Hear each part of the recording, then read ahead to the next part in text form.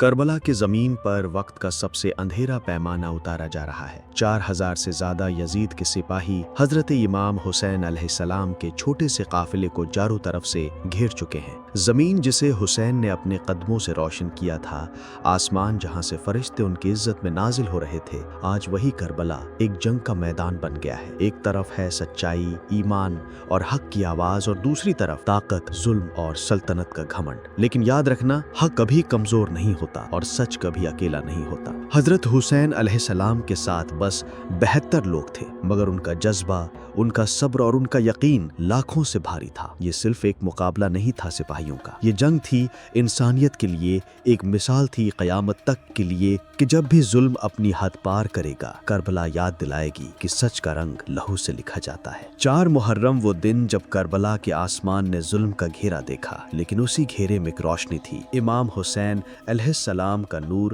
جو ہر ظلم کے اندھیرے کو روشن کرتا گیا۔